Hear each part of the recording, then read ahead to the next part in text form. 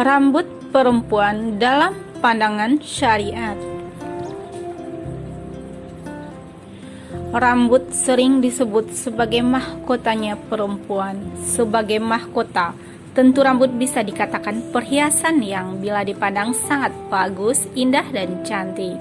Namun sayangnya banyak perempuan muslimah yang tidak mengetahui bagaimana ia seharusnya memperlakukan rambut sebagai mahkota ini.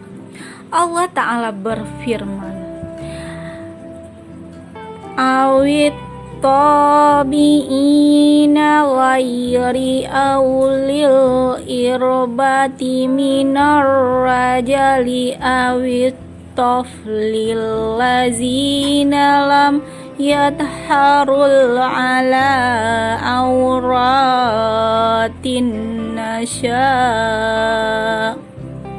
wala yadribuna bi arjulihinna liyu'lama ma yukhfina min warinatihinna wa tubuwa ilallahi jami'an ayyuhal mu'minuna la'allakum tuflihun. Katakanlah kepada wanita yang beriman, hendaklah mereka menahan pandangannya, memelihara kemaluannya, dan janganlah menampakkan perhiasannya kecuali yang biasa tampak darinya, dan hendaklah mereka menutup kain kerudung ke dadanya. Quran Surat An-Nur ayat 31. Berdasarkan ayat di atas, Allah telah melarang bagi perempuan muslimah untuk memperlihatkan perhiasannya, kecuali yang lahir, biasa tampak. Para ulama menggolongkan bahwa rambut sebagai salah satu perhiasan yang tidak tampak. Mereka sepakat bahwa karena pentingnya rambut dalam berhias, terutama bagi perempuan, maka tak heran apabila rambut disebut sebagai mahkota wanita, karena dengan penampilannya perempuan itu terlihat menjadi bagus, indah, dan cantik. Dikutip dari buku Fikih Sunnah untuk Wanita yang ditulis Abu Malik Kamal bin Syed Salim, dijelaskan bahwa perempuan tidak boleh menampakkan perhiasan dan keindahan tubuhnya, kecuali kepada suami atau mahram, atau sesama perempuan lainnya, atau orang-orang tertentu yang telah dijelaskan syariat.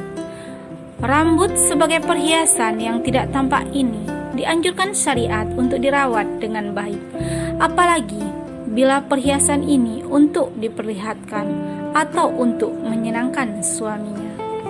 Rasulullah Shallallahu Alaihi Wasallam bersabda, dia adalah wanita yang patuh bila disuruh suami, menarik bila dipandang suami, dan menjaga suami, baik berkenaan dengan kehormatan dirinya sendiri maupun harta suaminya. HR Nasai. Dalam hadis lain, Rasulullah Shallallahu Alaihi Wasallam bersabda, barang siapa yang mempunyai rambut, maka hendaknya memuliakannya. HR Abu Daud.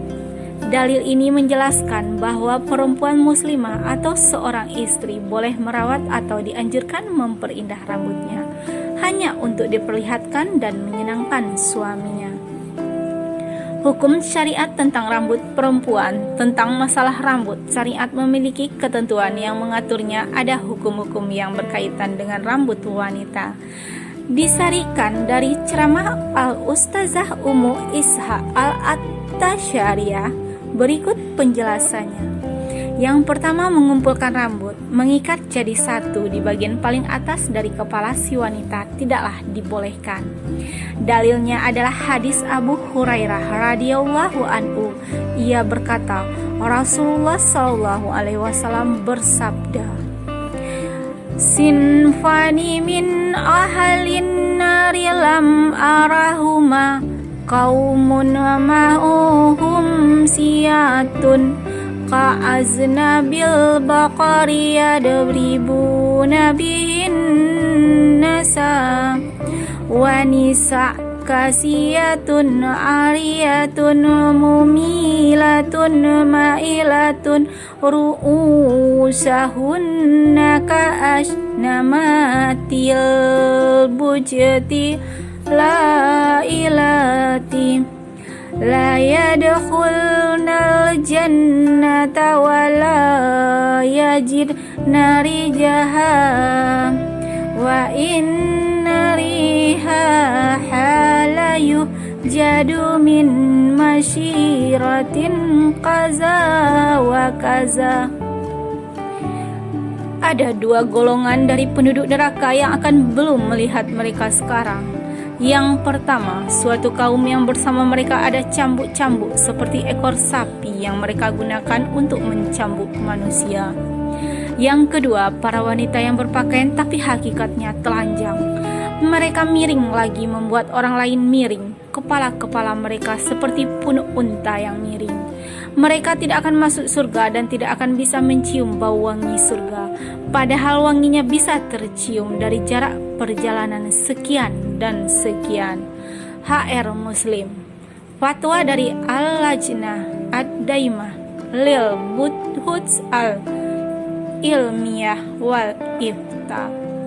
Yang kedua, mengumpulkan rambut atau melilitkan atau melingkarkannya di sekitar kepala si wanita hingga tampak seperti imamah atau sorban yang biasa dipakai lelaki.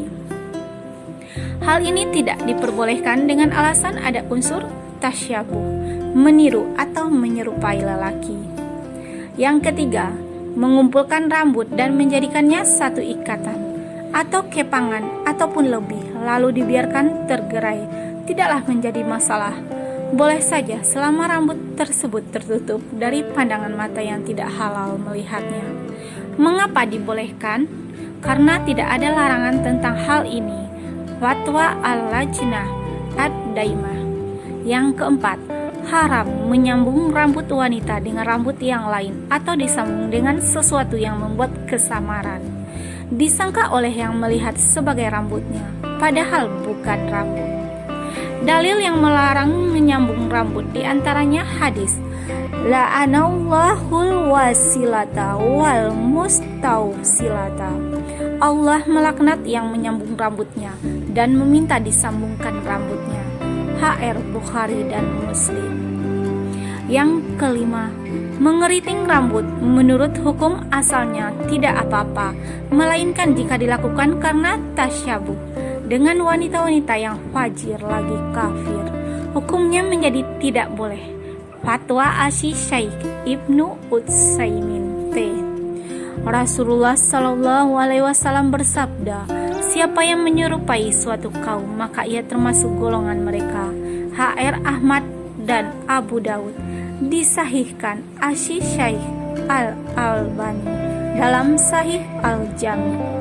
Yang keenam, tidak boleh memakai pita atau rambut palsu di rambut dengan maksud menambah banyak rambut, membesarkan atau menambah panjangnya. Fatwa Asy-Syaikh Shalih Ibnu Fauzan Al-Fauzan Hafizahullah. Yang ketujuh, pita atau hiasan rambut yang tidak bertujuan membesarkan ukuran kepala. Rambut tampak menjadi banyak dan memang dibutuhkan untuk memperbaiki tatanan rambut sehingga tidak berantakan, maka tidak apa-apa digunakan. Jika pita, jepitan rambut dan penghias rambut wanita yang semisalnya berbentuk hewan, makhluk bernyawa atau berbentuk alat-alat musik tidak boleh dipakai karena keharaman gambar makhluk bernyawa dan haramnya memakai gambar tersebut pada pakaian dan lainnya. Fatwa Asy-Syaikh Shalih Ibnu Fauzan Al-Fauzan Hafizahullah. Yang kedelapan, membelah rambut sepantasnya di bagian tengah kepala mulai dari ubun-ubun. Inilah yang diajarkan oleh As-Sunnah belah tengah. Rambut dari dua sisi, kiri dan kanan di bagian sama. Adapun membelah di satu sisi, belah kanan atau belah kiri, tidak sepantasnya dilakukan, terlebih lagi apabila ada keinginan bertasyabuh dengan selain muslimah, tentu hukumnya haram. Bahkan bisa jadi termasuk dalam hadis wanita-wanita yang miring dan membuat orang lain miring. Menurut penafsiran sebagai ulama, para wanita yang dimaksud dalam hadis di atas adalah para wanita yang menyisir rambut mereka dengan model miring. Tetapi penafsiran yang benar adalah wanita yang miring atau menyimpang dari rasa malu yang semestinya ia miliki. Fatwa Asy Syaikh Ibnu Utsaimin. Sementara itu, kita melihat banyak wanita muslimah yang senang meniru model para artis yang merupakan wanita-wanita fasik. Rasulullah Shallallahu Alaihi Wasallam telah bersabda, siapa yang menyerupai suatu kaum maka ia termasuk golongan mereka. Yang kesembilan, seandainya seorang wanita pergi ke seorang penata rambut guna menata rambutnya dengan tarif yang tidak mahal, sehingga tidak masuk dalam kategori membuang atau menghambur-hamburkan harta dengan maksud berhias untuk suaminya, maka tidak apa-apa. Fatwa Asy Syaikh Ibnu Utsaimin. Yang ke-10, ada beberapa sisi negatif yang didapati ketika seorang wanita pergi ke pemangkas rambut. Kapster di salon. Yang paling penting adalah A. Kapster umumnya akan membentuk rambut dengan model orang-orang kafir, dan di sini ada sisi tasyabuh dengan mereka. B. Kapster bisa melakukan nafs pada pelanggannya, yaitu mencabut rambut alis atau dirapikan atau dibaguskan menurut anggapan mereka. Padahal nems ini haram berdasarkan hadis yang berbunyi, Allah melaknat wanita yang mencabut rambut alis dan wanita yang meminta dicabutkan rambut alisnya. HR Bukhari dan Muslim. Membuang-buang banyak harta tanpa ada faedah, menyia-nyiakannya, bahkan dibuang untuk sesuatu yang memudaratkan. Bukankah syariat melarang membuang-buang harta? Sebagaimana dalam sebuah hadis, Rasulullah Shallallahu Alaihi Wasallam melarang dari kila dan kala, katanya dan katanya, banyak bertanya dan membuang-buang harta. C. Menanamkan dan menumbuhkan pemikiran para wanita untuk mengambil perhiasan yang biasa dinikmati dan dipakai oleh para wanita kafir. Ujung-ujungnya setelah itu si wanita condong kepada urusan yang lebih besar daripada itu, yaitu penyimpangan dan kerusakan akhlak wanita-wanita kafir. Fatwa Asy Syaikh Ibnu Utsaimin. Yang ke-11, seorang muslimah tidak boleh mendatangi pemangkas rambut pria karena diharamkan bagi wanita menampakkan aurat dan rambut mereka kepada lelaki ajnabi, bukan mahramnya. Fatwa Asy Syaikh Ibnu Baz. Yang ke-12, tidak diketahui ada larangan mengunting rambut wanita, namun yang ada hanyalah larangan mencukur habis. Diperbolehkan pula memotong rambut yang panjang ketika rambut yang panjang tersebut membebani si wanita dalam hal mencuci dan menyisirnya. Harus mengeluarkan banyak biaya untuk kebutuhan sampo dan sebagainya. Fatwa Asy Syaikh Ibnu Baz dan Asy Syaikh Sahli Al-Fauzan. Jika rambut wanita terpaksa dicukur karena suatu penyakit atau keluhan atau gangguan di kepalanya, hal ini tidak mengapa. Fatwa Asy Syaikh Ibnu Baz. Yang ke-13, ada model-model potongan rambut wanita yang mereka istilahkan model Lady Diana, seorang wanita kafir, model Lion King, model Minnie Mouse, dan model lainnya yang sedang populer. Semua ini haram karena ada unsur tasyabuh dengan orang-orang kafir dan menyerupai hewan. Fatwa Asy Syaikh Sahli Fauzan Hafizahullah. Yang ke-14, memakai wig atau rambut palsu hukumnya haram karena termasuk alwas, yaitu menyambung rambut yang diharamkan. Fatwa Asy Syaikh Ibnu Utsaimin. Yang ke-15, hukum mengecat rambut. Mengecat rambut dengan warna hitam murni atau tanpa campuran warna lain hukumnya haram berdasarkan sabda Rasulullah Shallallahu Alaihi Wasallam, ubahlah uban ini dan jauhilah warna hitam. Mengubah uban atau mengecatnya dengan warna lain sehingga tertutupi putihnya uban tersebut adalah sunnah. Jika warna hitam dicampur dengan warna lain sehingga menjadi kehitam-hitaman, tidak apa-apa. Dengan demikian boleh mengecat uban dengan warna coklat dan warna merah kekuning-kuningan, blonde, serta semisal keduanya dengan syarat tidak ada tasyabuh dengan wanita-wanita kafir atau wanita-wanita pelacur atau fajir atau pendosa. Jika ada niatnya tasyabuh, hukumnya haram. Fatwa Asy-Syaikh Ibnu Utsaimin. Yang ke-16, wanita boleh membuka atau menampakkan rambut dan wajahnya di hadapan wanita kafir menurut satu pendapat fatwa Asy-Syaikh Ibnu Utsaimin. Namun ada pendapat lainnya menyatakan tidak boleh. Fatwa Asy-Syaikh Al-Albani. Wallahu alam.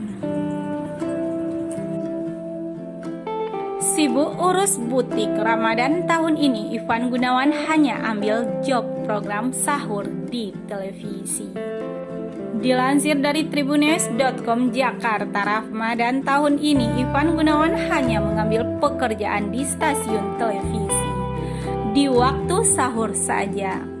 Perancang busana ternama itu membatasi job di televisi karena ia masih ada pekerjaan lain di butiknya pada siang hari, sehingga ia tak bisa mengambil job di waktu sahur dan berbuka. Oleh karena itu ia lebih memilih untuk mengambil job sahur di Ramadan tahun ini. Aku program sahur aja, kalau buka aku masih ada kesibukan butik di siang hari, ujar Ivan Gunawan saat ditemui di kawasan Kebayoran Baru, Jakarta Selatan beberapa waktu lalu. Ivan menuturkan saat ini bisnis busana muslimnya sedang berjalan stabil, sehingga ia perlu memantau terus perkembangannya. Ia bersyukur di masa pandemi ini dirinya tak perlu memberhentikan karyawan-karyawannya yang ada di butiknya. Bisnis baju muslim aku doain ya berjalan sangat baik. Kalau bisnis baju ya sudahlah ya, yang penting bisa ngapung aja, seneng lah, beber Ivan. Alhamdulillah sampai hari ini gak ada pengurangan pegawai, gak ada yang harus dipotong haknya. Ya bersyukur aja, ungkapnya. Ivan Gunawan tak memiliki persiapan khusus untuk sambut Ramadan tahun ini. Desainer kondang itu sedang asik mengurus bisnis busana muslimnya. Ia merasa senang karena tahun ini masyarakat Indonesia sudah bisa lebih tenang menjalani Ramadan berdampingan dengan COVID-19.